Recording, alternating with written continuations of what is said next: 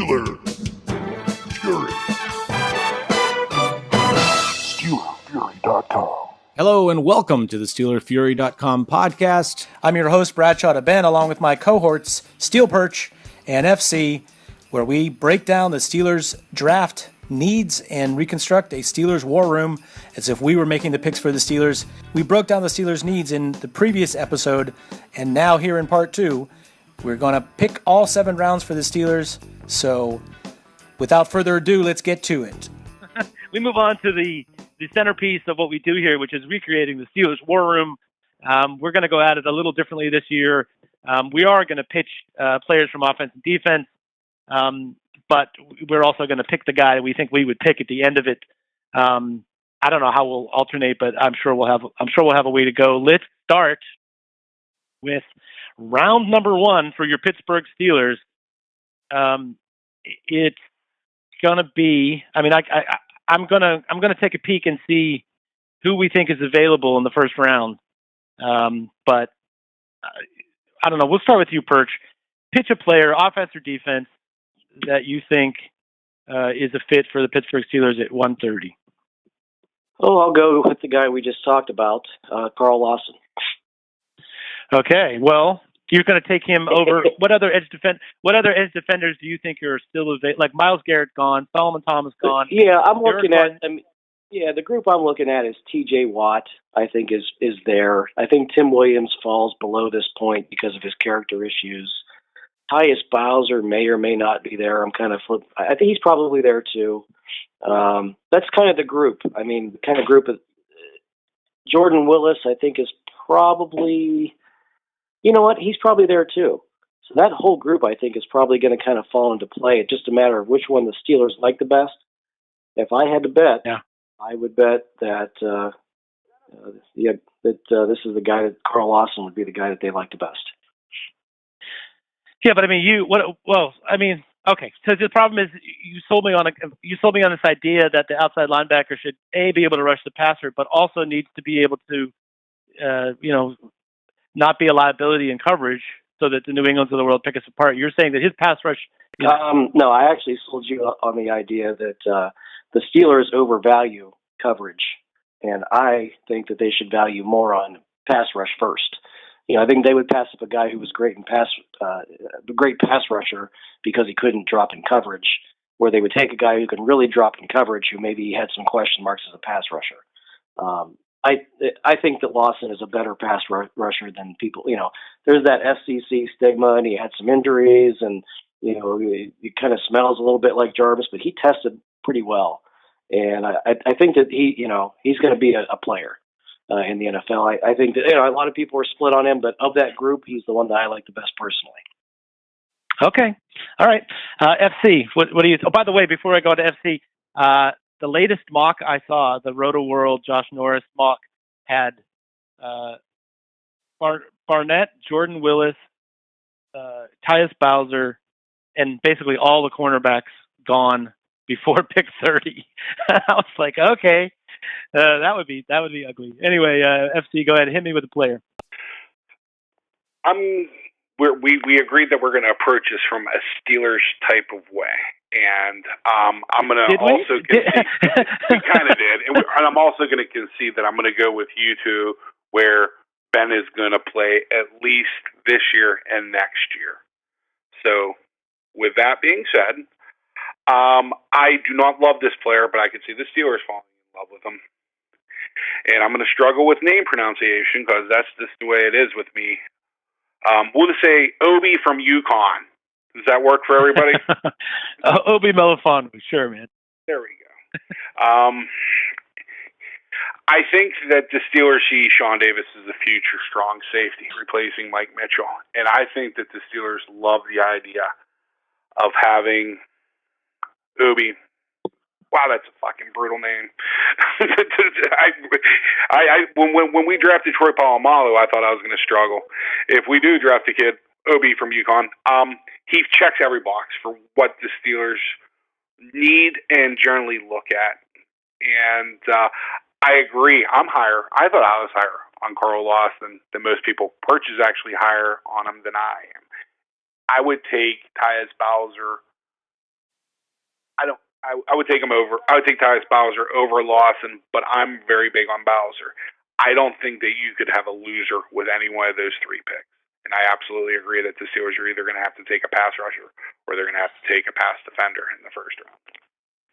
So that's why I throw Obi from UConn out there. I gotcha. All right. Well, let me put you this way: if Gary and Conley, Obi, Tyus Bowser are all on the, and Carl Lawson are all on the clock.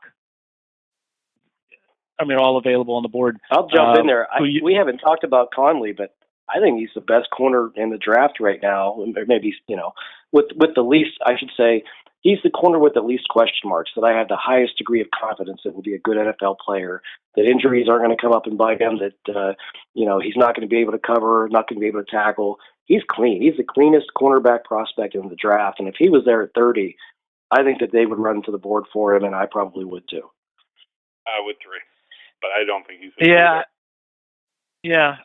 agree with you. I'm not sure about who's at this point. It's kind of hard to tell. I feel like the first 10 are pretty solidly going to go. Like you can figure out who's going to go, but with all the people jumping up for quarterbacks and all the 100 players that have been mocked in the first round, not sure who will be available where. But here's my concern, and this is the last thing we can pick a player, but to me, the edge rushing pool just drops off a cliff after the first 50 picks. So that is a concern to me. If you feel like edges are big need and you want to add an edge rusher, especially one who's my big question is, that's tough. Old Timmy Williams, we talked about him. I'm not so sure he's not there in the second round. I think that's what they were sniffing around. Nobody's going to take. I think that he's done enough to damage his own stock enough to fall out of round one considerably down into round two. To me, with James Harrison still alive and kicking, you could probably spend a second rounder on a Tim Williams and just use him as a situational pass rusher for a couple of years. And maybe if you have to draft another guy to kind of, fill in for Harrison down the road. But I don't know. I'm just kind of talking out of turn here. But no, that's exactly the kind of thing. Could not be further from the truth, because if you actually believe that's true, and I don't disagree, it makes sense. It's very sensible, and the NFL is very much a tight ass copycat league. I can Leo Collins, from LSU. Thought of as a top 15 pick to a undrafted free agent. I understand the accusations against him were very brutal and they were false. Tim Williams. If I told you, in August, hey, yeah, we're going to be talking about the Steelers picking him at 60, I would have got laughed at. Everybody, and I should have, but it makes a lot of sense. Yeah, I'm not a big Tim Williams fan. But at 60, I'm a little bit more of a big Tim Williams fan. Yeah, here's the thing. It's like, this really is a chicken and the egg argument boiled down to its purest. It's like, do you want a top flight edge rusher or do you want the top cornerback and a top flight cornerback? This is it. Because I think if you don't do it at 30, your chances of doing it at 60 is like you're going to get warmed over, leftovers, sloppy seconds. You're not getting. You say that, but then you look at, you got Bowser. We didn't even talk about Derek Rivers yet. You got T.J. Watt. A lot of these guys, probably 4 or 5 of these guys are going to fall out of the first round. There's a pretty good crop that's still going to, and I think Tim Williams is right in that mix, where you're going to have some of these guys that fall down into that, Jordan Willis, where the hell does he really end up? Is he a late first or a late second? Derek Rivers. One of those guys will probably fall to 62 or 64. Pure left defensive end, pure left outside linebacker. And that's like being a pure right tackle in the NFL draft. When you're a pass rusher, that's really only shown, over an extended period of time to be able to have success rushing from a certain position. That kind of limits you. And that's why I think some of these guys, I absolutely agree that, you could have a guy fall to you, a pass rusher, in the second round. I also can see that quarterbacks, pass rushers, and generally wide receivers are the most overdrafted positions in the NFL. But, going back to if there is a Gary Conley, on the board, for the Steelers at 30, I think that Gary Conley is a better cornerback than any pass rusher that's going to be available to us at 30. That's what about Kevin? What about Kevin King? I don't think Kevin King makes it to 60, obviously, and Kevin King God, as much as you love him, to a second. I mean, why is it that they flipped? Why is it that Sidney Jones would take the number one wide receiver and move all around the field if Kevin King's a first round talent? Amen. I thought Sidney Jones had the best tape of any corner in the class. I had him as I think the top corner before his injury. Kevin King was the other guy. He's a very good other guy. I'm not trying to. You're right. He's like dog shit. But, whenever USC puts Juju Schuster in the slot, Sidney Jones is going in the slot. When they put him, at flanker, Sidney Jones is going to cover the flanker. Split end, he's going to cover the split end. He's taking their number one. So let's say, for purposes of discussion, I don't think any of us think Conley's really going to be there, even though he was in our simulation. So let's take him off the board and say that you're basically the top corners on the board are Awuzie, and that the top edge rushers are Bowser, Lawson, Barnett, and safety, Obi Melifonwu, he's there. So do we have any kind of a consensus about who to pick? I'm going to tell you this. I would take Tyus. Go ahead. The corner we didn't talk about who's going to be there week one is Tre'Davious White, who could step in right away from day one and play the slot. I think he's a pretty good corner. And I know they looked at him or talked with him a bit too. That's kind of who you're looking at down that far at the end of round one for corners. Sure. I know some of the criticisms of him, and I'm not sure he's that size matchup in the slot that we were talking about, maybe trying to go towards. But I like him. Very plain Washington, and that's not meant to be insulting. He's very you know what you're getting. You're not going to get superstar, but you're not going to get dog shit. You're going to get a reliable, safe player. Yeah. Safe sometimes good, especially a cornerback. So, to me, if we're not talking about what the Steelers are going to do, if we're talking about me, I'm taking Tyus Bowser here because I think Tyus Bowser is probably close to this spot anyway. He may go just before us or just after us. I think he's elevated to that point. But the reason I take him is because I feel like he's a player that solves a couple of problems for me. I think if you want somebody to just be an edge rusher and focus on that for his career, I think Tyus Bowser could do it pretty well.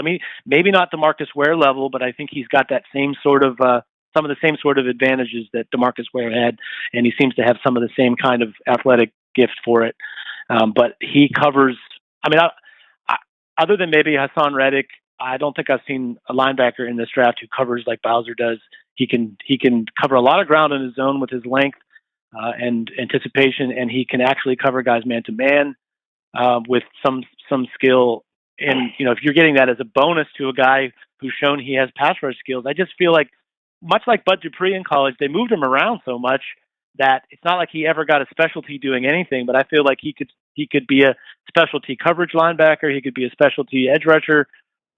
I just feel like that, that means that you could draft. Let's imagine that we're going to draft another edge guy later to this mixture who's more of just a situational pass rusher. Well, then you could have Bowser, either rush or draft or drop into coverage and be okay with having a situational pass rusher in front of him or along with him. So at any rate, that would be my choice. I don't think the Steelers are going to go that way. As I said before, I think they're going to pick Humphreys. I think that's the guy they go for. But do we have any kind of consensus between the three of us who we might pick here? I think Obi's gone. I don't think that he falls to 30. I really think that his stock's high enough where he's going to go probably early 20s. So with the guys left on the board that we looked at, and I agree Conley's gone too before 30. I'm on Carl Lawson. That's my guy. Yeah, I don't know. At 30, I don't see it. I would say if Carl Lawson falls to 60 something, I'm way more a fan. Same with Tim. But you think he's going to go sooner? I think Tim Williams could be there at 60. I don't think Carl Lawson would be there. If I had to slam and pick between those two, I'm going to take Bowser because of the coverage. I just see a Jack Ham element to his game. That's the best way. Sure. He's smart, and people say, well, his film wasn't that great last year, but his film was actually very good last year. He was basically, covering slot wide receivers and tight end and man coverage the entire time. Yep. And, they had that freak that had like the 19.5 sacks last year that I never even heard of that came back this year and was fell off the face of the earth, and they had another guy. Houston runs a weird defense. They're kind of like Temple was back in the day whenever they had Ryan Wallace.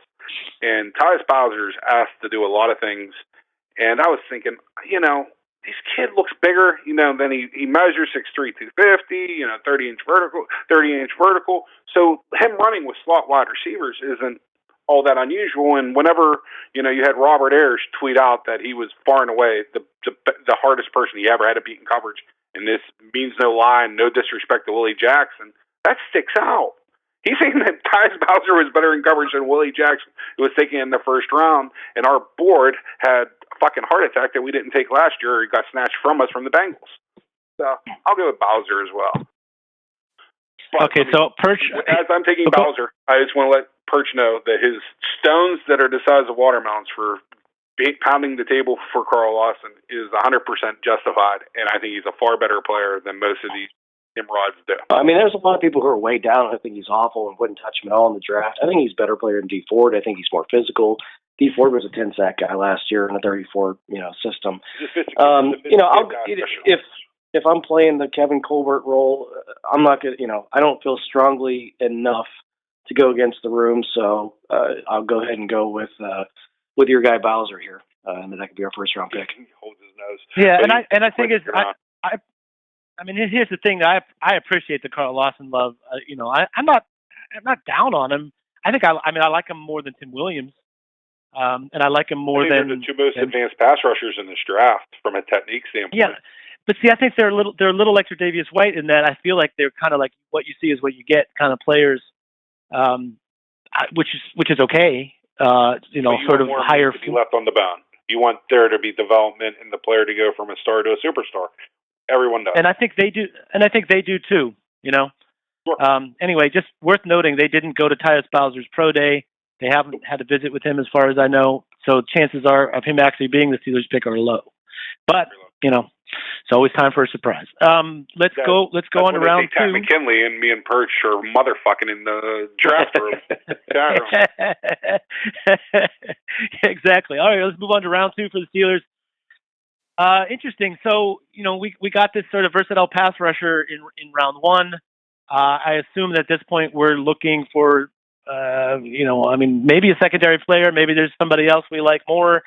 I'll go first.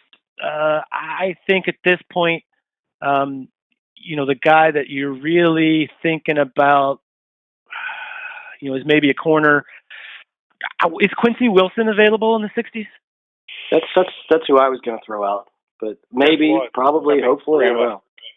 How about that? Well, here's the thing. Perch, what's that, FC? That would make three of us. That's hilarious that you say Quincy Wilson. Perch was like, that's who I was thinking of here, and that's exactly who I was thinking of. Well, Perch, I think Quincy Wilson's one of his bigger fans, other than maybe that dude at Bleacher Report who has him as his number one corner. But, tell me about why Quincy Wilson is a good fit for the Steelers. He's got the size, the length, and the press coverage history that, he'd be a real good match, for the other corner who's going to be on the opposite side, the guy they drafted last year. It just, to me, it fits the profile for where they're moving and what they need. A guy, he's 6'1", over 210 pounds. He can handle the physical duties of the position. He's got good long speed. He's just a good cover corner. If he falls to the second round where they pick, it's just a smart pick. Hey, FC, since we're kind of in more of an agreement, let me throw another name out there. I got three more names I think are legitimate consideration, even though I think we're going to take Wilson. Zay Jones, Chris Wormley, and DeMarcus Walker. Any of those whet your appetite at all? Sure. I think DeMarcus Walker is very similar to Carl Lawson, where he's getting banged on by people for the absolute wrong reasons. What I see DeMarcus Walker as the best interior pass rusher in this draft. He doesn't have the speed to be an edge rusher. His short inside pass rush games is as good as I've seen in a draft since Steve Atman of the Washington Huskies, whose career was cut short. I think DeMarcus Walker this year had upwards of over 16 sacks. I believe 14 of them came inside, and he just absolutely makes quality offensive linemen look like dog shit. He doesn't have the Aaron Donald's quickness or explosiveness. I'm not trying to say that. He has his hand usage and his post and his ability to rush back inside is off the charts. Who were the other two players that you threw at me? Zay Jones from love him. East Carolina. He's the all-time greatest receiver in college history. I mean, I believe he had something like almost 500 catches in 3 years, which is ridiculous. Decent route runner. Better, he times faster than he plays, I think, in a way, because he wasn't getting a ton of separation. But he's probably the second best ball to go up and get the ball, fight for the ball behind Chris Goodwin from Penn State, who I'm a humongous fan of. And the other person that you threw at me, sir? Chris Wormley, who I think may be closer to being Michigan. a top 40 pick. Yeah, I do too. You can't. He can play two gap. Strong, phenomenal character, room for growth. Just didn't have great production, but he had players playing around him that were pretty damn good making plays. I don't know if those Quincy last Wilson, two guys. And to quickly defend Quincy Wilson, if you want to talk about a person that was born to play the position, his father, Robert, played at Miami in the early 90s, was a defensive backs coach in college, went on to become a high school football coach. So literally Quincy Wilson's been playing quarterback probably since he could walk, and he's just, people say he's grabby and he cheats and he ain't going to get away with that shit in the NFL. Well, he's going to probably get away with that shit in the NFL because he's grabby and he cheats, but he does it in a skillful way where, the back judge can't get it. Side judge is generally not looking for it. He gets away with it. And his ball skills and toughness are off the charts. Just off the charts. He's sort of the opposite of Ross Cockrell. He literally has more swagger than anyone. Think of the most pimp person that you've run into your life. That dude's not as pimp as Quincy Wilson. He has that type of swagger. I don't know, the guy on the other side, the opposite side of the field from Quincy Wilson does not have as much swagger as Quincy Wilson. He's a faker. All right. Perch, he's a punk. He's exactly what people would call a punk, right? Yep. I don't know. Anyway, I'll throw out one more name that we didn't touch on. We talk about needing somebody, a bigger guy to kind of play that slot corner position. We need depth at, a third safety, a potential free safety. Well, Desmond King from Iowa. I think this is right about the range that he goes. And I think with the pieces they have in place, he could be another guy who could play corner in a pinch, who could play the slot, who could play free safety. I think that's another name that might make a little sense here. Yeah, let me ask you a question, guys. Josh Jones, does he make it to round 3 or is he a round 2 guy? No way. I don't think he makes it to us in the second round. Safety from North Carolina State? Yeah. Wait, he won't even make it to us in the second round. I won't be shocked if he comes off the board late in the first round, if a team moves up to maybe get him. Yeah. Gotcha. Okay, so where did the Raiders take Mike Mitchell? Just remember that. And I think that T.J. Jones is a much better version of Mike Mitchell. Well, and the guy last year that Atlanta took, sure. Help me with it. What's that? From Florida. From Florida, I loved him. I know exactly what you're talking about. Yeah. Yeah, we all talked about him being a second or third rounder. Yeah, he came out as a late one. So yeah, you're right. I think he still goes second round. Maybe he falls to the Steelers, but definitely not to the third round. Yeah, I got you. Okay, but here's the thing. Even though he's Mike Mitchell, if asked, here's the thing. Here's what's weird about this whole thing. They can't play Mike Mitchell down in the box because he doesn't really have any coverage skills, in terms of manning up a guy. And they can't really play Mike Mitchell in the back because he takes poor angles and he's not really a great last line defender. He's not sideline to sideline in terms of protecting other guys. As good as Mike Mitchell looks on paper, Mike Mitchell's a problem, right? Yeah. I don't want to say it, but yeah. He's someone that needs to be. We have bigger problems, but yeah, the Steelers' pass defense will improve whenever he gets on to his career's work. To quote Chuck Noll. I actually really like the guy, and I think he's a asset to have in your locker room. But here's the thing, Perch. I can get scared off of Josh Jones because he's a Mike Mitchell clone. But the thing is, if you don't use him like they use Mike Mitchell now, it might work. That's all. Yeah, let's just take Quincy Wilson and move on. Huh? Yeah, we got it. Okay. Perch has got work to do. He wants round 3. Round 3. We've now gotten ourselves Tyus Bowser and Quincy Wilson in the first 2 rounds. So we got our edge guy, we got a corner. We haven't really addressed the slot or safety situation. Here we are in round 3. I'm just going to run some names. Well, it's more fun to throw something out there. I'll start with you, Perch. You were in a hurry for round 3. You go. No, I mean, I think the next big position we wanted to address was safety. 2 guys that are kind of in this range: Justin Evans from Texas A&M and Eddie Jackson from Alabama. I think those 2 guys make some sense here because we've got 2 third-rounders. But I don't know if Marcus May, maybe from Florida, is probably in this general range too. So that one of those 3 safeties, if we want to look at that spot, those are the 3 guys I'd look at. And FC, how about your take, even if it's not for that position? Since we have the 2 third-round picks, I would think this would be, a decent time to look at maybe a wide receiver. If somehow, some way, Juju Smith-Schuster would fall to us in the 3rd round, I think I'd be pretty quickly, because he isn't necessarily the classic slot type receiver that a lot of people are looking for. He's just a vacuum cleaner who will be drawing, a team's 3rd cornerback, for the Steelers, and I think he could be very effective in that role. Maybe running back would be a consideration here as well. I know that, with Le'Veon Bell being on the franchise tag, his health, it's got to be something, that we address. I don't think, even though he's taken a fall recently, I don't think Alvin Kamara from Tennessee is going to be there. A lot of people have him falling. I would, consider. I know that, both you and I are Marlon Mack fans, B2B. Could Joe Mixon possibly be there? I know there's people saying he's going to be taken in the 1st round by Green Bay. He's not one of the top 10 picks of the 2nd round, I don't think. Anyway, Cincinnati, if he's there in round 2. Right, I agree. As long as you can avoid that PR nightmare of having him, go to your press conference as the number 1 pick, I think you're fine. Sure. Right?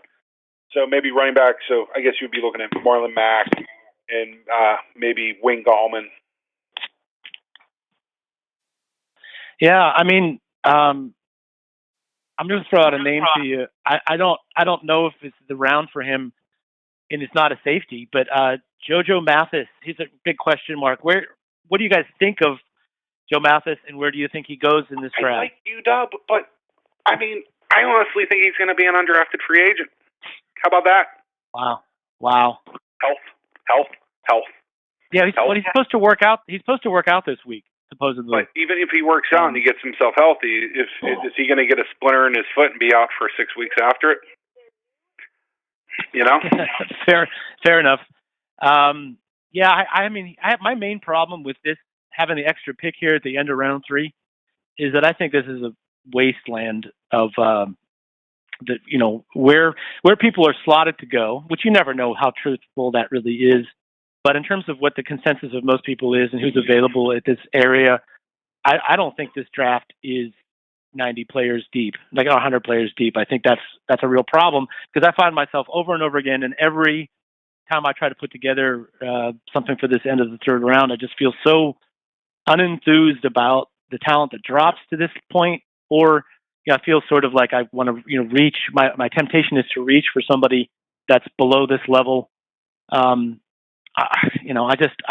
underwhelmed by most of the people we're talking about. I think this is the end of the potential starting safeties, the end of this 3rd round here. So I think if we're going to get one, a guy like Marcus May, we just took his teammate from Florida, might make a lot of sense here. Evans, again, from Texas A&M.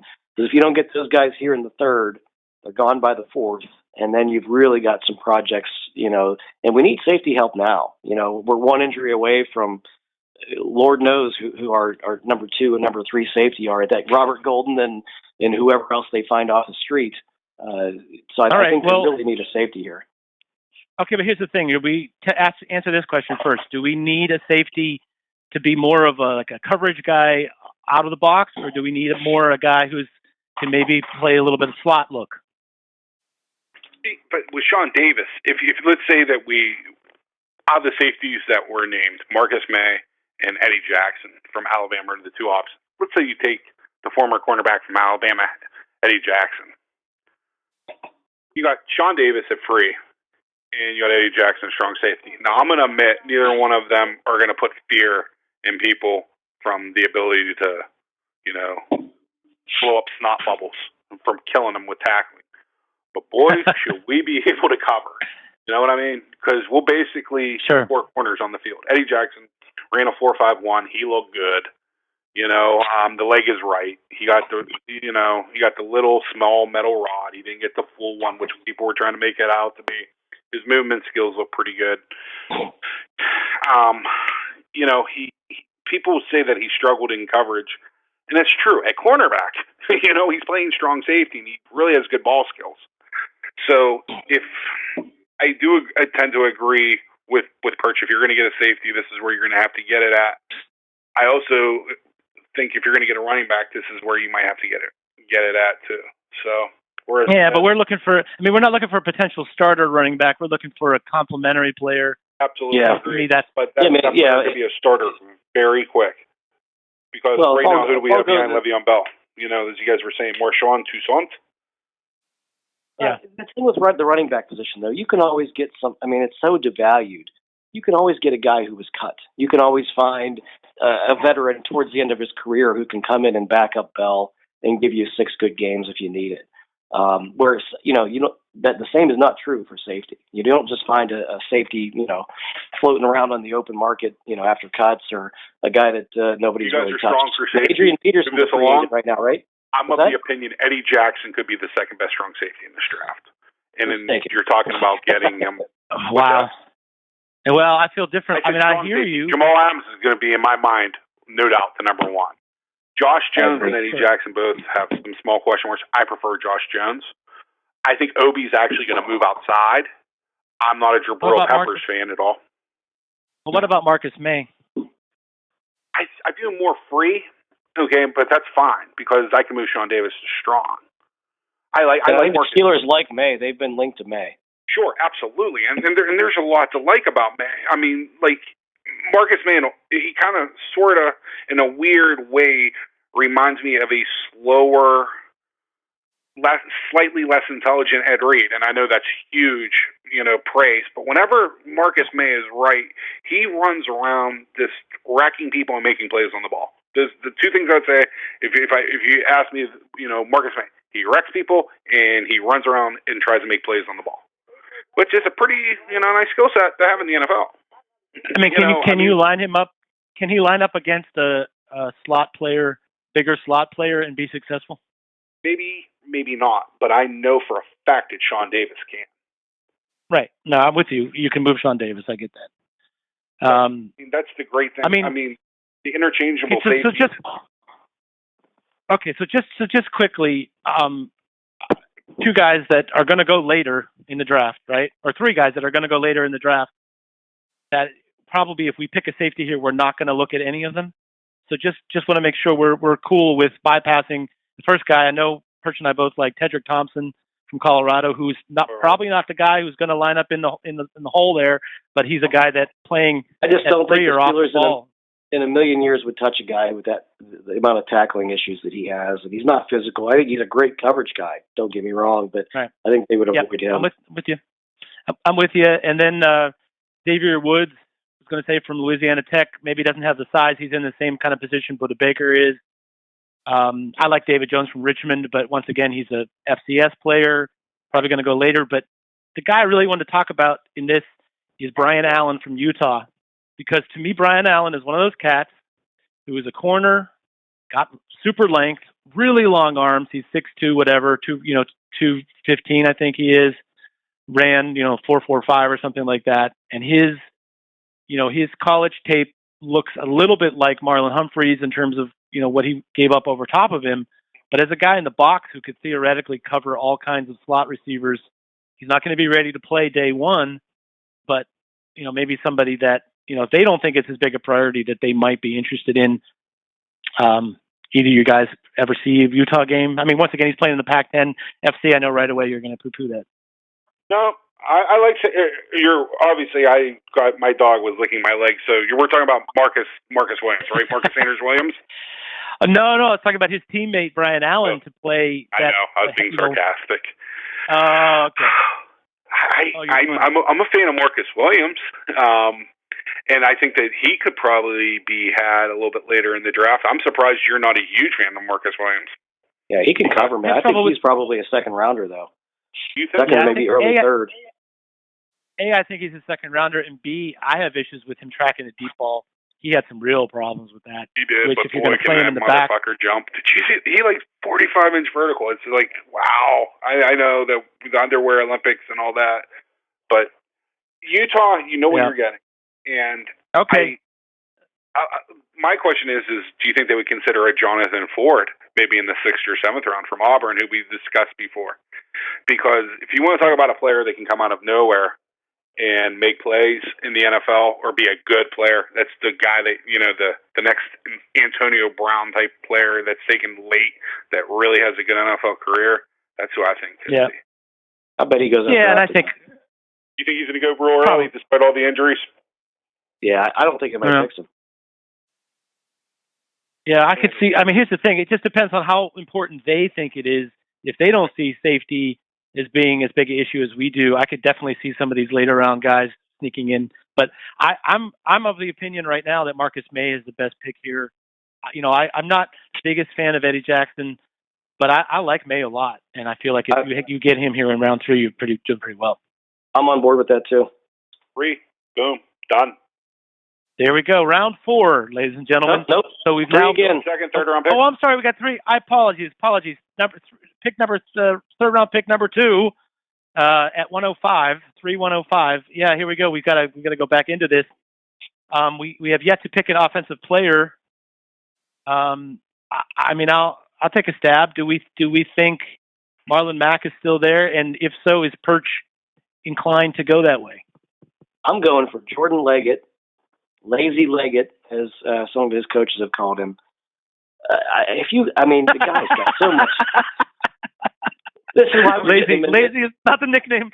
Lazy is not the nickname you want to try to sell a guy with. But go ahead. Well, yeah, I mean that was the big knock on him. I think that's one of the reasons he's fallen this far down. But if you watch the two, the playoff games leading up to the national championship, the guy's just, he's an athlete. He's got the size and he's got the athleticism and he's got the receiving ability. Where they're going to get him at this late in the draft, and you've got Jesse James already on the team. I think he is a really nice 1-2 punch with Jesse James, where the one is strong, maybe the other's weaker. They kind of complement each other very well. It just, to me, that is, it makes Ben happy. This is a guy who you could, in the red zone, put a second tight end on the field, stretch the seam with this guy. You're not spending a premium pick. And, if all goes well, maybe potentially he works out to be a good long-term starter. But that's where my intention would be with this pick, Jordan Leggett.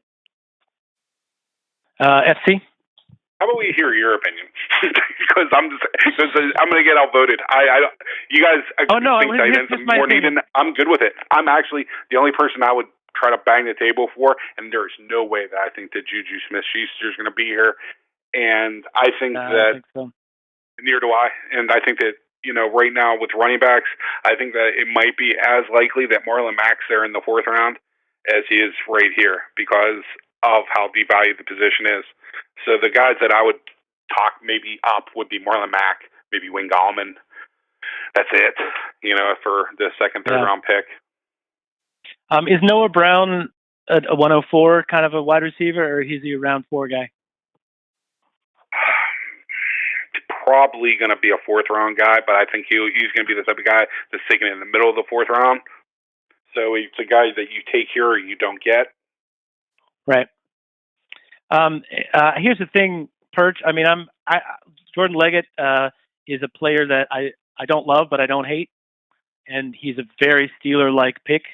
In fact, I would say that's the guy that they're probably interested in because he's a value. He doesn't have to. You don't have to spend a top 100 pick on him, but he still can do their thing. But I got 1, 2, 3, 4 guys, at tight end ahead of him that are left. and a fifth guy who's about. I mean, all of those guys I feel like are about the same. I'm willing to go with you and follow you if you really feel strongly about him.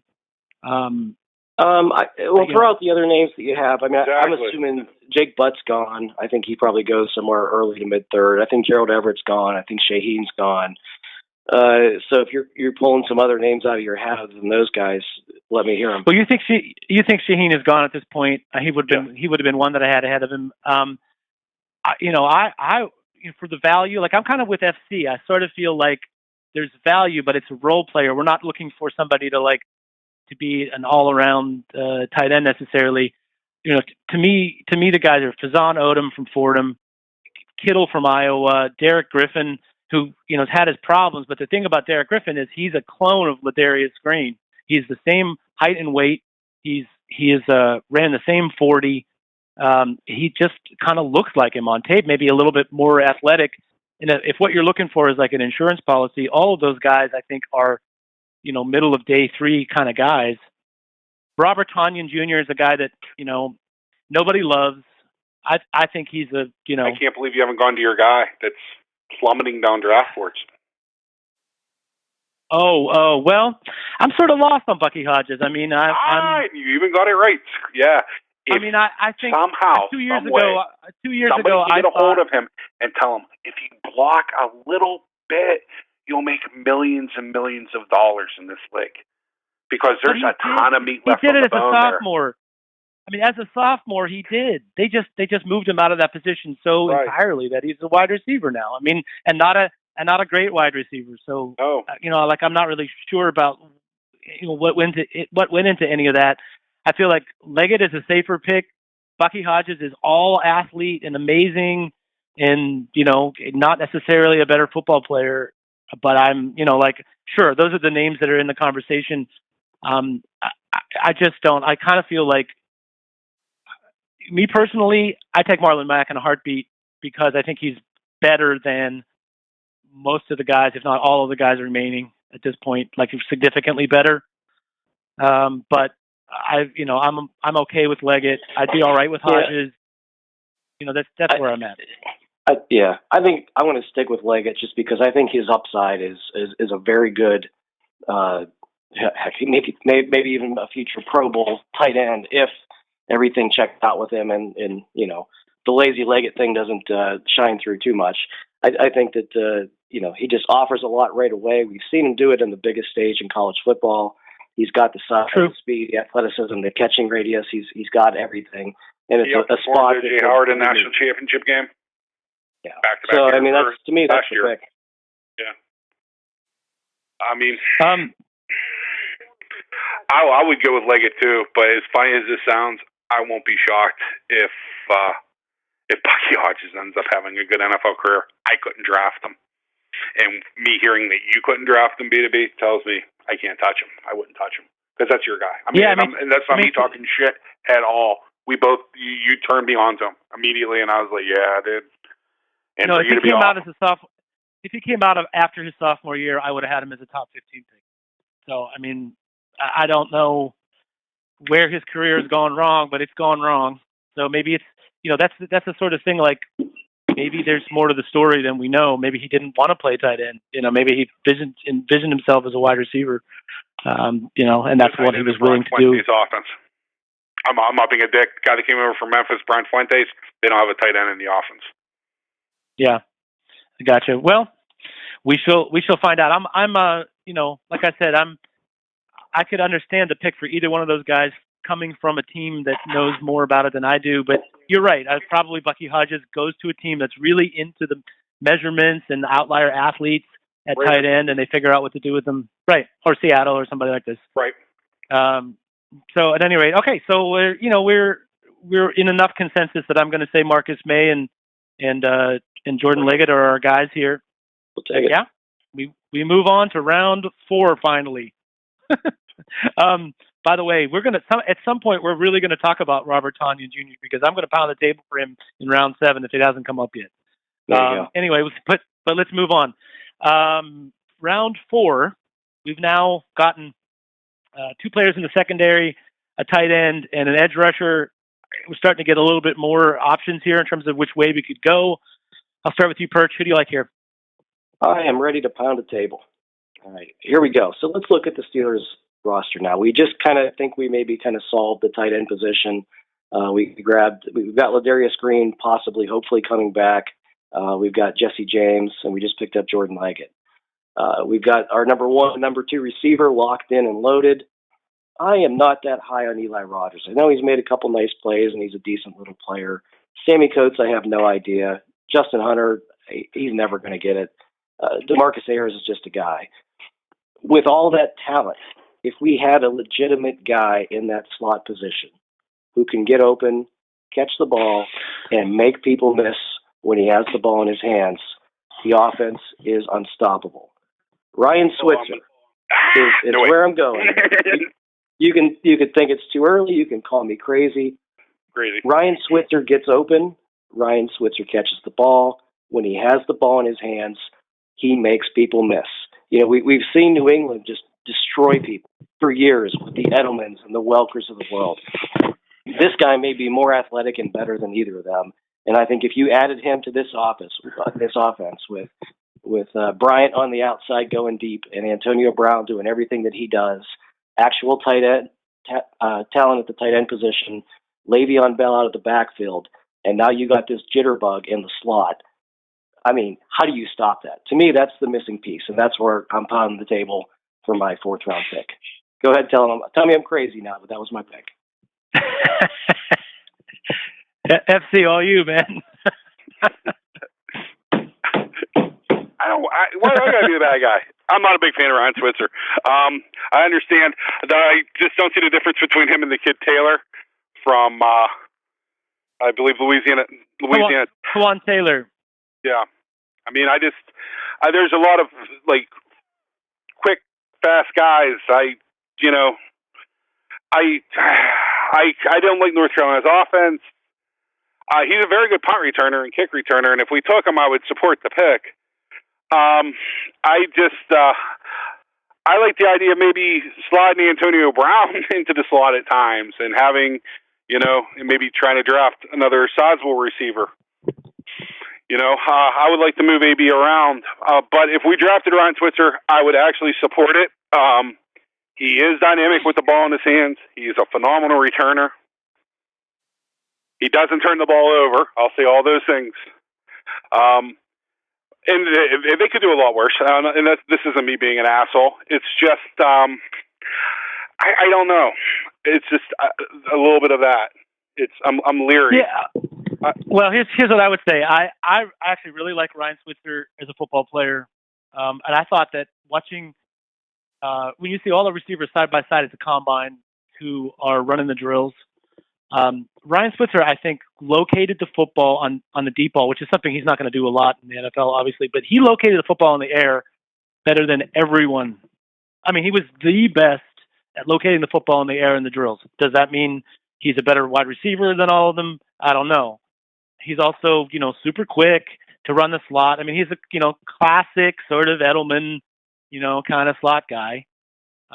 And, from that standpoint, I understand why Perch really likes the guy. To me, it's more a question of, does he add more value to your team than another guy would over the guy he's playing instead of? Like, in other words, how much better is Ryan Switzer than Eli Rogers? He's better. Is he more better than Ryan Switzer? I mean, Switzer more better than Eli Rogers than another pick would be over who you're going to replace? That's the question I'm not sure about. I'm not opposed to the idea of getting another slot receiver, but I'm not positive it's such a big upgrade that it helps us. On the other hand, I'm not sure 100% who I would take instead. Let me throw a name at you guys, and that is Tariq Cohen. Do you think Tariq Cohen, do you fall more on the lines of he's a going to be a dynamic role player in the NFL, or more along the lines that he'll never be successful in the NFL? Because if you bring a guy like that who could be, if you can conceive of him being, your change of pace running back, legitimately, and you can see him being a guy who could move out to the slot and catch some screens or, run some slot patterns, and be successful, I think you get more value. I mean, I can make an argument anyway that Tariq Cohen is about the same size as Ryan Switzer and gives you more value for what he could do other than that. Maybe not as good a returner as Switzer. I don't know. It's an odd name to throw out there, but Perch, you're the guy that really likes Switzer. Why is he significantly better than either what we have or Tariq Cohen? To me, it's more than about measurables. It's about the nuance of the position. Switzer has it. I don't know if you could teach it.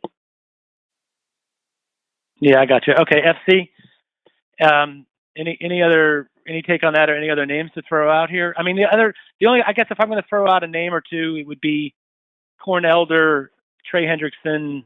These are the only other guys I can see being really up here in round 4, unless, I'm missing somebody. I don't like the running backs now. So, I mean, we're past there. I mean, wide receivers in this range, I would love to add some size, like a Josh Malone. The Steelers seem to like Kenny Golladay a lot. Brian Switzer, is definitely there. Isaiah McKenzie from University of Georgia is another slot wide receiver type player who definitely isn't as advanced. I wouldn't be shocked if Noah Brown is actually, would still be available here. If there's a guy that I could see sliding at wide receiver, I could see Noah Brown possibly sliding into the 5th round, and that's probably Josh Reynolds maybe. That's it, So if you're looking for, Perch has a direction. He has a thought. He has what he wants. He wants, the tight end. He wants, 2 wide receivers with Brian and Brown and the ultra quick, slot jitterbug speed guy. I can definitely see it. If Noah Brown is available here, I would have a real hard time passing on him. But, I wouldn't bang the table in disgust if we took Ryan Switzer. I would, there's a vision there and there's a plan, and I could see the Steelers having. Okay, so let's put it this way. I think we're kind of all in agreement. This would be a spot to look for a wide receiver. It feels like that's where the value is in this draft. Let's say we have Josh Reynolds, Noah Brown, Ryan Switzer, Isaiah McKenzie, Chad Hansen, Kenny Golladay, Malachi Dupree. These are the guys, or Josh Malone. These are the guys we have right here. I'm actually seeing Mac Hollins' name will come up a little bit. I know it's a player you like, FC. I mean, I'll start picking out of all of those guys.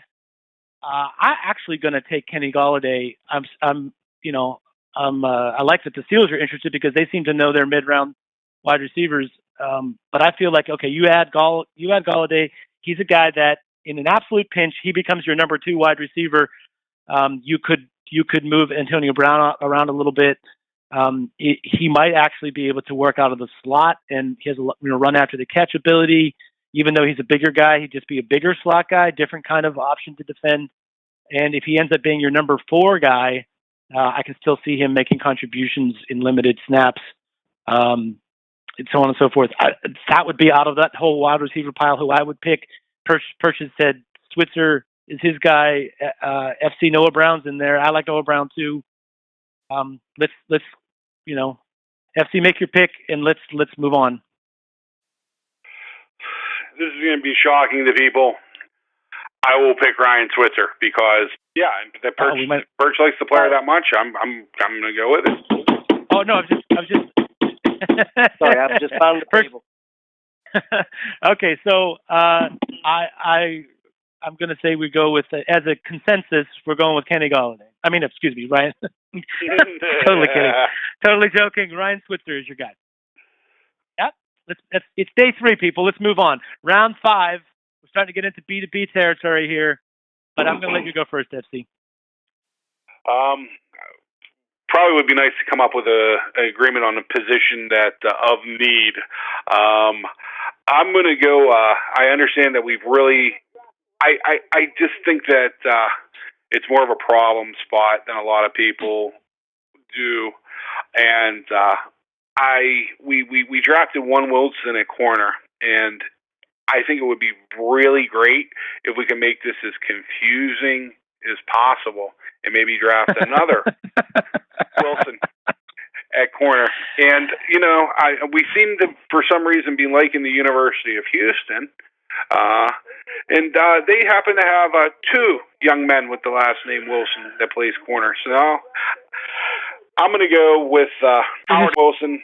I believe that's I'm going to make sure I'm not mixing up.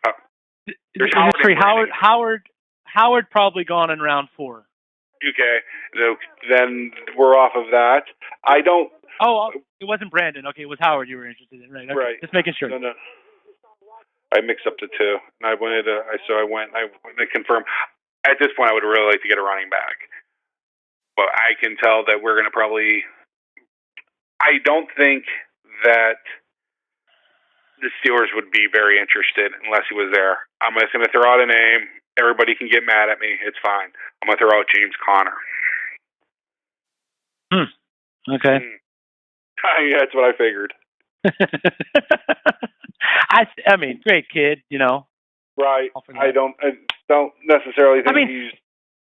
Well, let me ask you this: what is the best compliment to Le'Veon Bell? Is it a guy who is like Le'Veon Bell, who when you plug him in, you don't have to change anything, or is it a change of pace, a short yardage guy, or whatever? That's the real question. Perch, I go to you.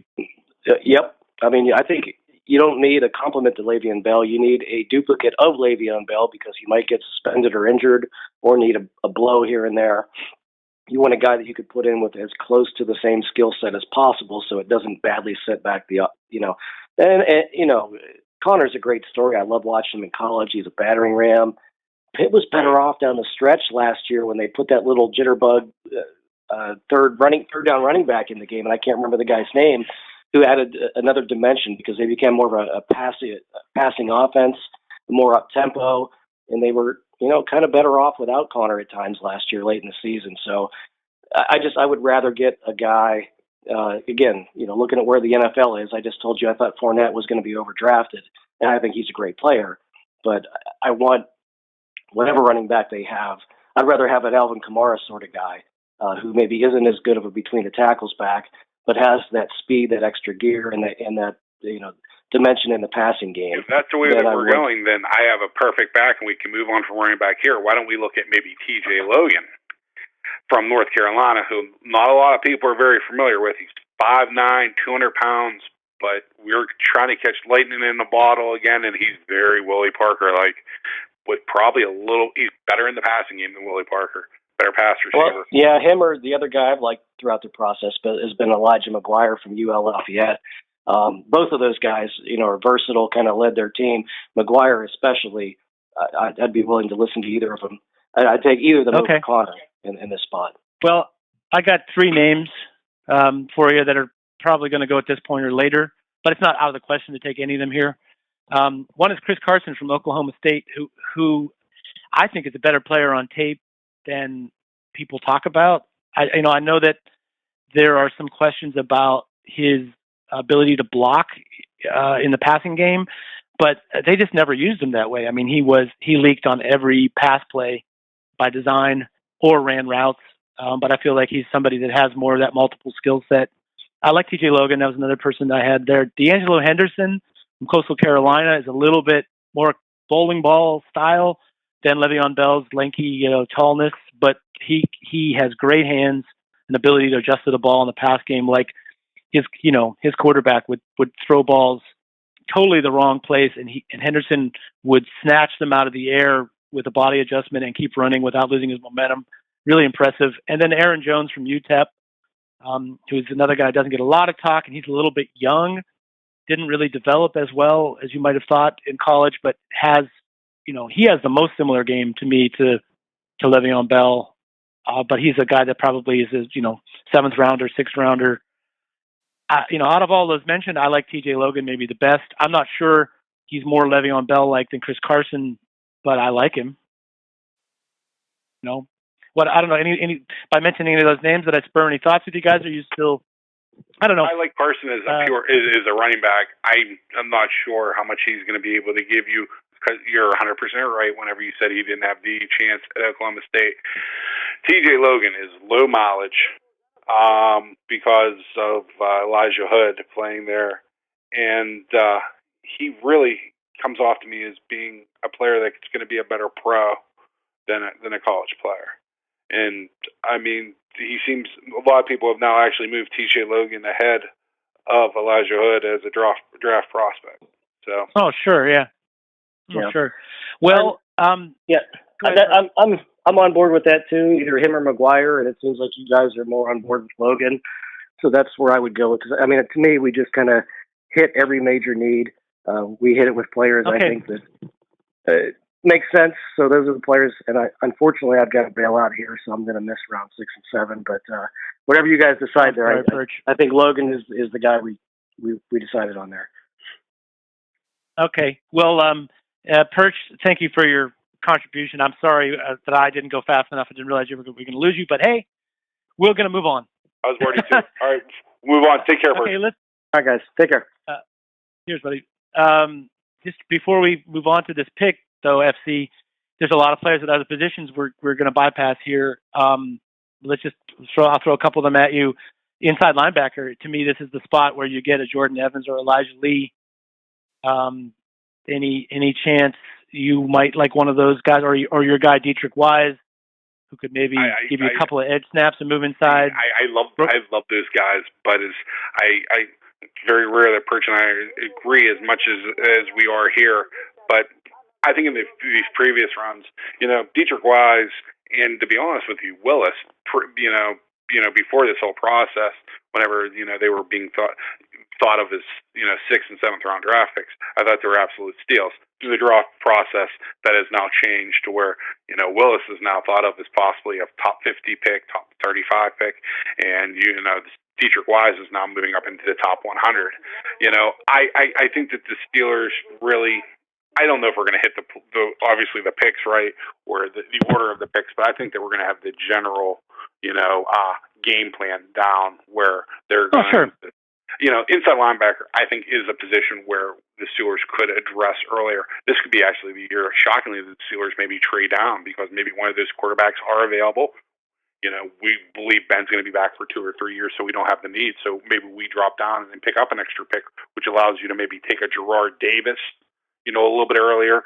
Maybe it enables you to trade back and pick up a Tyus Bowser later, which allows you to also pick up a Gerard Davis.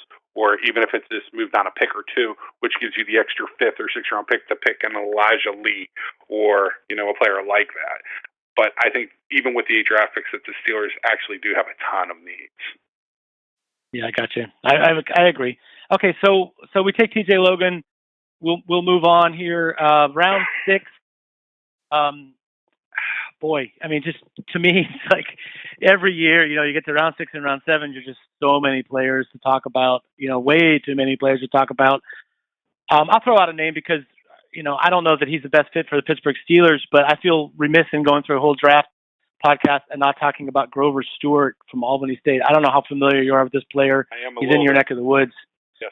But here's the thing. He's a gigantic human being.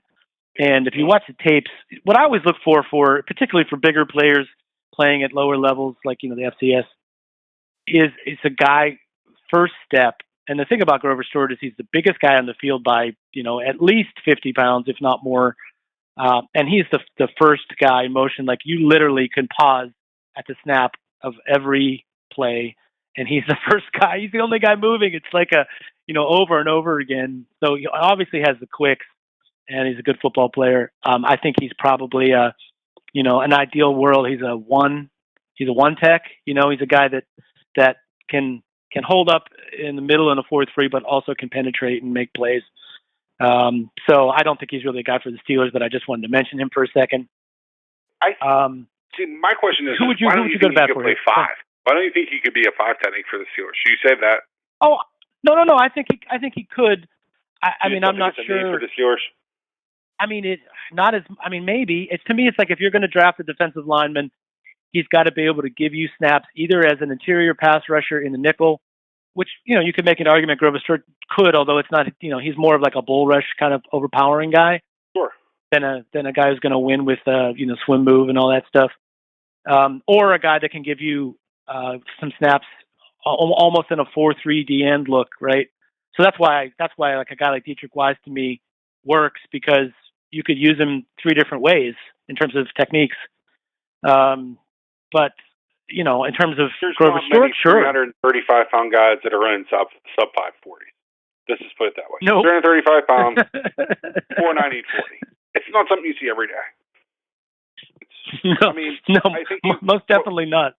Right. I mean, I think he played in 39 career games. I think he had 27 sacks from basically a no tackle position, and I think something like 60 tackles for a loss. I mean, he's as ridiculous a prospect on film as you're going to see, and I've tried to research this out because I'm actually a fan of his as well. I can't understand how he didn't end up at Georgia or Georgia Tech or Alabama or Auburn. How he ended up at Albany State. Because I actually heard him interviewed. There's a very good interview with him at Draft Diamonds, which for me to be advertised on our site, it got to be a good interview, where he seems fairly articulate and very down to earth. So he doesn't come off to me as, being someone that's slow or, piece of shit. No. I mean, the thing is, he has to me, the guy, the comparable is Haloti Ngata. It's like, would you sign a raw Haloti Ngata? How about this? Would you draft that guy? A little bit more like Dontari Poe. Yeah. Okay. But he's sort of in between. He has a little bit of each. He's longer than Poe. Like he has long arms and he's I believe he has 35-inch arms, if I'm not mistaken. Something crazy. Right. 34 or 35 for an interior player. So anyway, maybe, this is my guy that I wanted to mention. It's not very often that you see like NFL.com be wrong about a guy's weight by 50 pounds. Because NFL.com originally listed him at like 295 pounds. And I was like, no. I know what 295 pounds looks like, sir. And that is not 295 pounds. Yeah, well, I think sometimes that guy, for the smaller school players, just throws up a guess. And it's like, I'll get to that guy later, but like for right now, I'm just going to like list them in the database and I'll worry about the measurables later. But yeah. Right. So yeah, I mean, to me, I think that guy, very, very, intriguing size, speed prospect, planet theory guy. Otherwise, some names that come to mind, one of the sort of a double dip at edge rusher, got a couple of interesting names here. Vaughn Price from Pitt. And I'll throw a couple names at you for a guy that might give you multiple position snaps, like we discussed with Dietrich Wise. I don't know how interested you are, how familiar you are with these two guys, but I'll throw the names anyway. Jonathan Calvin of Mississippi State and J.T. Jones of Miami of Ohio. And the thing about them is, okay. Yeah, the thing about Calvin is, it's a classic example. Although he played SEC football, he played on a team that wasn't good. And I find that if you play on a team that's not good, that your performance gets downgraded. Particularly if you play on the side of the football that's not good at all. Like my Mississippi State's defense, not good, and he's a key player on that defense. Therefore, he's not good. But you see Calvin, I see him, hold up very well at the point, and also has the bend, and he had a couple of games where he just blew up as a pass rusher when he got the right matchup. Just a guy that was interesting to me. Before we move on to other players, either of those guys, you said you're more familiar with J.T. Jones. I am. I mean, see, this is like when you get to the bottom of the draft, this is where it's, I think, the most important part of the draft in a way. This is where your scouts really, really pay off in a way. And it's also the hardest to do because Sure. I'm looking for a player right now, and I cannot remember to save my life. He started off at Iowa State, and he went to like a Division II school. And I went and I watched film, and this is the first guy this year that made my jaw just completely drop. It's like seeing Grover Stewart. You're like, okay, wow. All right. Yeah, he's just dominating this level of competition. I'd love to see him in the SEC. And this is the way this kid was, and it's going to drive me nuts. And I would like to blame it on the pot smoking, but it's not because of that. I'll come up with it. Is it Jordan Harris? No, sir. He was a graduate transfer from Iowa State. That's why I mentioned him. Yeah, you're going to have to continue thinking. I'll throw some more names. How about not that offensive line is a big need for us, but how about Jylen Ware of Alabama State, who I think is going to be that lineman that no one's ever heard of. He'll get drafted in the 6th round and will end up being, he has the potential to be a left tackle. He's also moves well enough to play guard, left guard, and to pull and so on. I'm wondering if you know anything about him. I'll throw some more names while you're continuing. I'm trying to throw names at you so you can think about other stuff. Right. We got our small receiver, maybe a guy like Bug Howard or J.U. Chesson here. Colin Beavens. Sorry, his name is Colin. Oh, Colin Beavens. Yes. No, Colin Beavens. Yeah. I was going to get to him, but okay, go ahead. Yeah, Northwest Missouri State. He has 58.5 tackles for loss the last 2 years. He has 24 sacks the last 2 years, and he's an absolute man-child. Was actually junior national wrestling champion, 4-time Iowa State wrestling champion, and there's a very rare time that you see a big, tall man. He's like 6'6", 295 pounds. I watched him on tape, and I sent videos out, and I actually did not send one to you. And I was gonna, and you were hiding. I meant to. I really did, and it was going to be titled "I Found Aaron Smith's Illegitimate Son." All right. So listen, we're down to that point. You've seen him play. Be serious. Does he not look like Aaron Smith too? He really is built like that, yeah. And I'm down. I had him, like I said, I have him on my sort of, I made a Steelers value board. In the rough type, you're right. So I think he's right there. I mean, is he might even be a better fit for what the Steelers are looking for than Grover Stewart. But they're both sort of, they both offer sort of a outlier athleticism at that position for sure. I mean, is that the position that we like? What are we going to miss? If we draft that interior rush player, to me that's almost more valuable than getting a big wide receiver. But I think here's the way I look at it. Round 7, we're going to be looking at if best player available is always a possibility, but we're looking at a bigger wide receiver or tight end type. We're looking at a possible quarterback, and we're looking at what am I missing here? Inside linebacker. So, just would you? Elijah Lee is still available here in 6. Oh, at 6, I'd take him, but I don't think he's going to be. I don't think you're going to be able to get an inside linebacker that's going to really be able to make the roster. That's a difference maker this late in the draft. Gotcha. Do we agree that Chase Allen? Do we agree that Chase Allen is like a Vince Williams, Tyler Ginger? Yeah, a little bit. He's that type of guy, right? He, if I had to compare him to one player, he reminds me the most of Chris Borland, who retired from the NFL after 1 year from San Francisco, former Big Ten Player of the Year. He's the type of, on film, he does look like Vince Williams, and you're thinking, there's no way this guy's going to be able to play 3 downs in the NFL.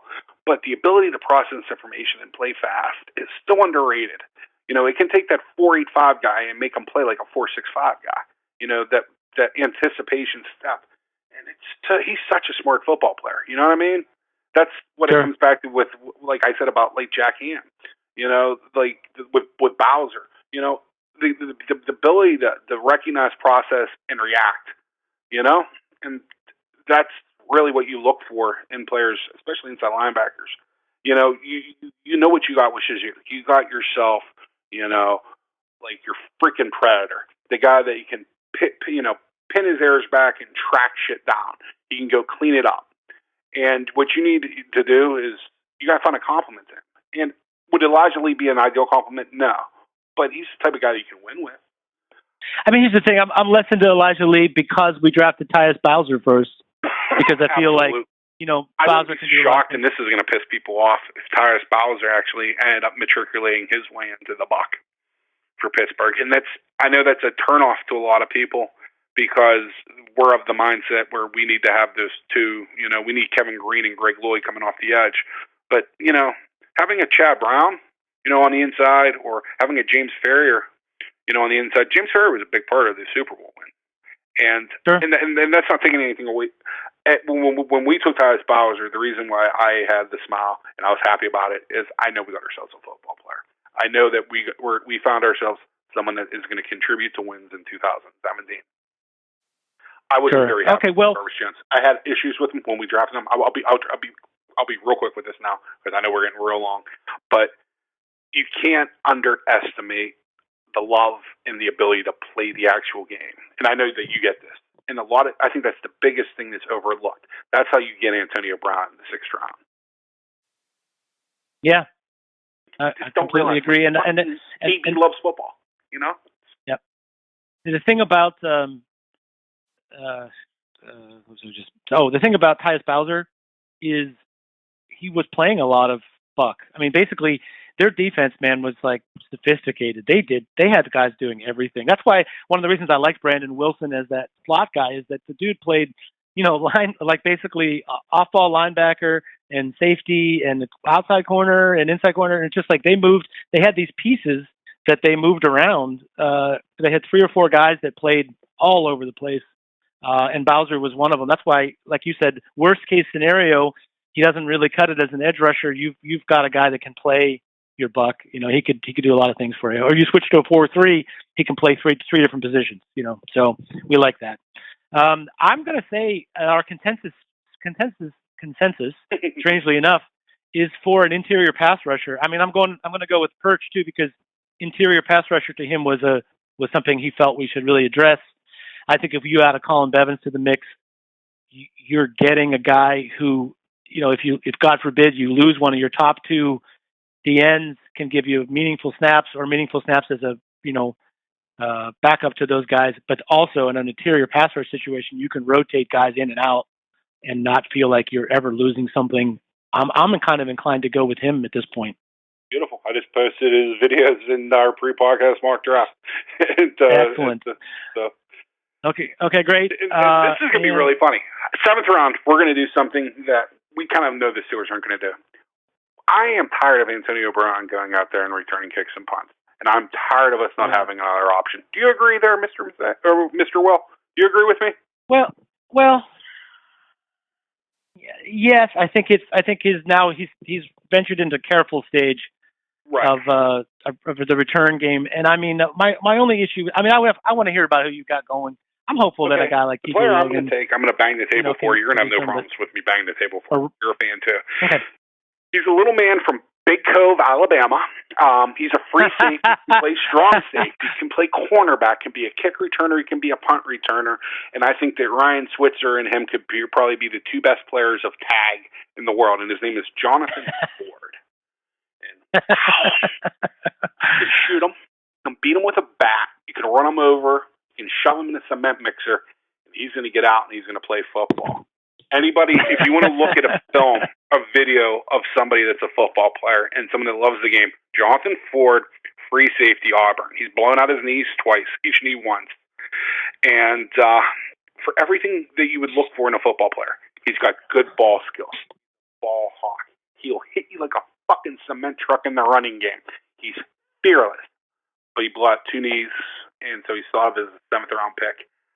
I've never seen anybody give more on a football field than Jonathan Ford. And I'd pound the table for him. I know you're a fan too, so it's simple. But anyone who's listening to this podcast, if you want to see what college football is all about, Jonathan Ford, Auburn. I think it's like a buffet of riches. I really like the guy. And as you said, as a football player, great. I'm looking at him. He's a priority free agent to me. And here's why. Not because necessarily he doesn't deserve to be picked in the 7th round, but because I think he'll probably be there as a free agent. But more importantly, the return aspect of his game is probably as big to us as anything, except for literally we drafted Ryan Switzer and TJ Logan. Yes. So it's like, the thing is, it's like if we had gone big receiver instead of Ryan Switzer, and we had gone, D'Angelo Henderson or Chris Carson or something. Yeah, and I think that's my only issue. But but here's the thing: it's like, I agree with you at this point, drafting football players, like drafting a Chase Allen who doesn't really fit a big need for us. Like I could still be down with that because the guy is a football player, right? I'm gonna throw some names. I'm not sure which of these is the best choice at this point, but guys that I wanted to mention: cornerback, who's, speaking of football players, who was at Texas, played safety at Texas, transferred to the University of Miami, played a little safety there, but immediately switched to become their number 2 cornerback. His name is Adrian Colbert. Did you see Adrian Colbert's game versus Notre Dame last year, by any chance? It was notable because it was a game that Deshaun Kaiser, most people would say that was Kaiser's one of his worst games on film, and therefore a lot of people watched it as a way of, checking what they thought about the quarterback, and so it made the rounds. And this, basically unheralded cornerback on the other side was taking, just single-handedly destroyed Notre Dame, including, he did it all. He pass breakup in the end zone, click and close, hits on guys that jarred the football loose, and famously, on his last play of the game, Notre Dame had a 4th and short and threw a wide receiver screen with where they had 2 wide receivers out wide and only Adrian Colbert was out there. It was a mistake. Someone missed their assignment, and therefore it should have been an easy pickup for the first down. And he tossed, the guy aside who was blocking him and made the tackle for a loss, broke his forearm on the play, ended his season. But basically, there's a guy who ran 4.3 something at his pro day, has, physicality on the edge that we can only dream about with our, what our current number 2 was like, and is going to be available round 6 or 7 because of the injuries. I absolutely love the player, but I don't know that he will necessarily be around. The other cornerback that, people talk. I've heard a couple of people mention Jeremy Kutcher from Middle Tennessee or whatever, but the corner that I like, no one has really mentioned. Well, we talked about Joshua Holsley from Auburn. The guy nobody's really mentioned, DJ Killing, who's the Central Florida cornerback who plays on the other side from Shaquille Griffin. So if you see Shaquille Griffin's tape, watch the other guy, the guy on the other side of the field. He, as often as not, took better players, better receivers. He maybe is not going to make as many plays for you against the run as Shaquille Griffin would do, but Killing is a terrific cover guy, available late in the draft. So anyway, these are just names. I'm going to boil this down, since we already got a defensive lineman. I think the 2, position we ought to be looking at for this pick are either a tight end weapon or a backup quarterback. If you were forced to choose between one of those 2, you got a name for me? Oh, I got 2: Josh Dobbs, Chad Kelly. I hate Landry Jones. Yeah. That's what it comes down to. I actually was very familiar with the video you just described. I also just posted it on the bubble screen where, yes. Where Adrian Colbert made it. And he's named Colbert, so. Yeah. You would think it would be safe. He's definitely somebody that's on my radar, and I think he's going to make someone very happy. We'll go through right here. Dobbs, rocket scientist, literally. Chad Kelly, knucklehead. Chad Kelly doesn't get in trouble at Clemson. Chances are you never heard of Deshaun Watson. Chad Kelly, lucky games versus Alabama, LSU, and Auburn in his career. He's shortish. He's like barely 6'2". Got a very good arm. He plays like his uncle, Jim Kelly.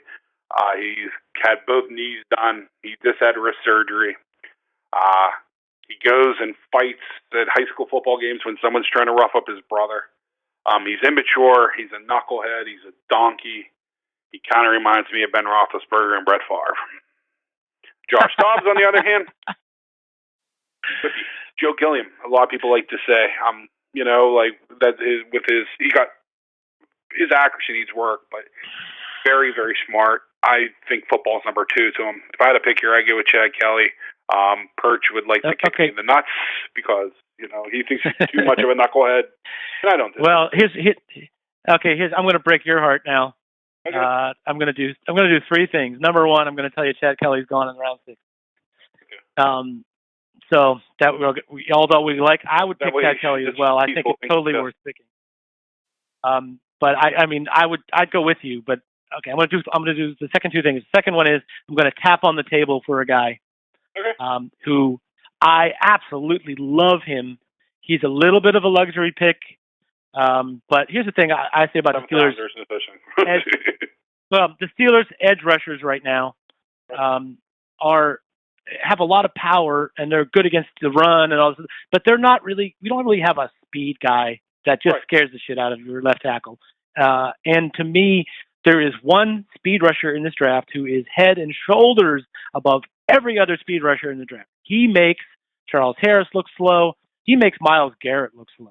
His name is Pita Tamopenu from Utah, and he's really he's like he's not a Swiss Army knife. He's a guy that maybe can do a little bit in coverage, and he's not, embarrassing against the run or anything, but he's a little bit undersized. He's a 245, pound guy or whatever. But dude he played 1 season of football in high school because, he was a Samoan who played soccer or something, and he saw a football game when he moved to America for his last year of high school and thought, I can do that. And he had 25 sacks at the second highest level of football in Utah. He went on to, become a pass rush specialist at Utah. And it's just, you watch the guy's tape and it's just like he's speed rush porn. That's my nickname for him because that's what he is. So Tom Openu then goes to he gets invited to the combine. No one can figure out why he's invited. He's a shows up, terrific speed wise and workout wise at the combine. Still, nobody is really talking about him or interested in him.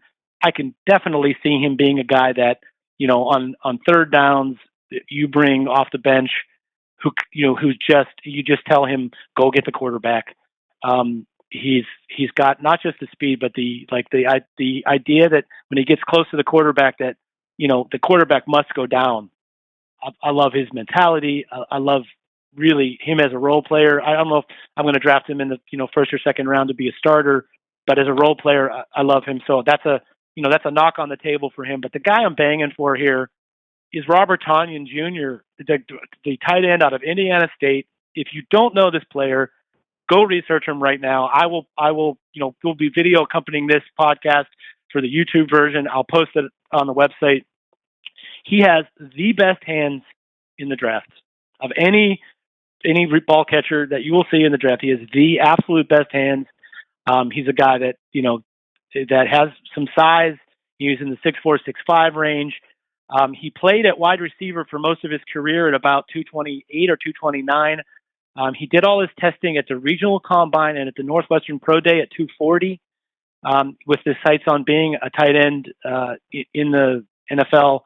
And even at that weight, still kind of, had an outlier, amazing, workout, both in the tests and on the field. I think that's the guy on the come, and he's going to be a New England Patriot. I mean, he's a guy that loves to chirp after every play and just loves the dirty, gritty part of winning football. And I could just see him being, this guy that's an offensive weapon for you down the seam and could play some wide receiver for you in a pinch if you need a bigger guy at wide receiver. I don't feel like we have addressed that in this draft. That's the guy I'm banging the table for. And here's the thing, FC, I'm now screwing you because I'm going to let you choose out of all those guys we talked about. You get to pick one. So my choice is a long, right. Just a long Bradshaw to Ben rant. Where you could actually, you're gonna be a little bit, you're gonna kind of laugh. Buddy of mine owns a hardwood floor business, and he's from Brown County, Indiana, and he's been telling me for like 2 years. He's like Dom, got this nephew. He's gonna be a great NFL player, and I thought he was full of crap. And you know what his name is? Robert Tonyan. How about that? How about this? I'm going to tell you a few things that you may not know about him. Do you know that he actually was all-state basketball in Indiana at center at 6'5"? Yep. Well, in Indiana, because here's the thing, that means something. You know, when you say he's all-state, that's like all-state football in Pennsylvania, or all-state wrestling in Texas, or Iowa, or Oklahoma. And I'm not, please, nobody think, or all-state football in California. I'm not trying to say, but like in Indiana, I guess most people get it.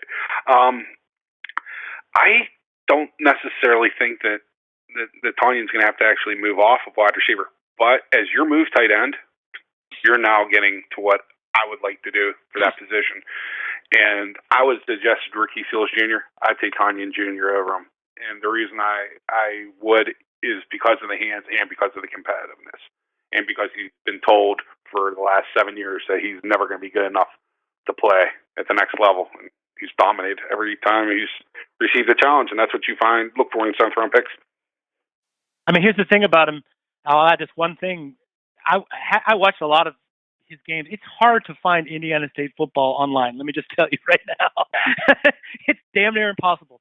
You can find a lot of Larry Bird videos from back in the day, but yeah. Oh, yeah. The quarterback play for Robert Tanyan, and same thing is true for Derek Griffin at Texas Southern. Their quarterback play is just so bad that they stopped throwing the football. You know, so Robert Tanyan had a couple of big games, and then a quarterback that was doing that, they sort of solved him, and he ended up not being very good and getting replaced by a guy who literally couldn't throw or wouldn't throw at all. And so, as they went farther into the season, they just stopped throwing the football to him. So, I kind of feel like the guy had amazing production and tape, even considering the fact that he had almost nothing thrown to him. So anyway, that's I already banged on the table. I should just shut up now. Got to win. Who do you like? Yeah, I'm thinking Robert Tanyan Jr. Love it. Okay, great. Can you before we just wrap this up, can you tell me why Peter Tomopenu, who I won't ask you to say his name, but can you tell me why no one likes him as a football player? Wiener, where are you going to play him? He got 3 or 4 years of football, and he doesn't fit the mold of what people perceive to be a star. It's the same reason why Michael Bennett was an undrafted free agent, then originally cut by the Seattle Seahawks. Unbelievable. Yeah, same reason Antonio Brown was a 6th-round pick. Same reason why Kedrick Vincent was an undrafted free agent. It's not an exact science. And trust me, the 3 gentlemen that you listened to on this podcast this afternoon, we were wordy and we were long. We know every bit about as much about this draft as Mel fucking Kiper Jr. And it's not us. This is not us pumping tires, boys. This is I feel like it was worth talking because we got a lot of stuff in. All right, the 2.5 hours that we just did on this podcast it's 300 days of work, because after this draft's over, I'm going to start looking for the 2018 NFL draft. This is a sickness. Really liking the NFL draft. I told you this before. It's a sickness. And I already have my list. My list started for underclassmen. I hate to say it. I do too. Well, while you're looking at tape of all these other guys, you're like, wait a minute, who is that guy? What year is he? Right. Oh, yeah. Exactly. Like Howard Wilson. No, Brandon Wilson. Fuck me. Houston has 2 corners with the last name Wilson, and they're confusing me. They're both good. Yeah. All right, my friend. Hey, listen, thanks to Perch, even though he left us, FC, my main man for season, whatever. I think this is season 9 officially, or 10. I'm lost track. Anyway, and here is our consensus Pittsburgh Steelers mock draft. In round 1, edge rusher Tyus Bowser. Round 2, cornerback Quincy Wilson from Florida. Round 3, we got 2 picks. First pick, Marcus May, safety out of Florida. Second pick, Jordan Leggett, tight end from Clemson. In round 4, Ryan Switzer, wide receiver from North Carolina. In round 5, his teammate, running back TJ Logan. In round 6, defensive lineman Colin Bevins of Northwest Missouri State University. I was thinking it was Southwest Missouri, Northwest Missouri State University. And finally, in round 7, tight end and/or wide receiver Robert Tanyan Jr. of Indiana State. That is your Steeler Fury podcast mock draft, and this is your Steeler Fury podcast mock draft pre-draft special I am Bradshaw Ben. On behalf of everybody at Steeler Fury and all of my cohorts here, I want to wish you a happy draft day, the biggest holiday of the football season, and come listen to us. We'll come back at you during the draft with our thoughts on the Steelers draft. But anyway, that's it for today, and go get them, Steelers. Go Steelers. Don't fuck it up, Colbert. Later. Steeler Fury. SteelerFury.com.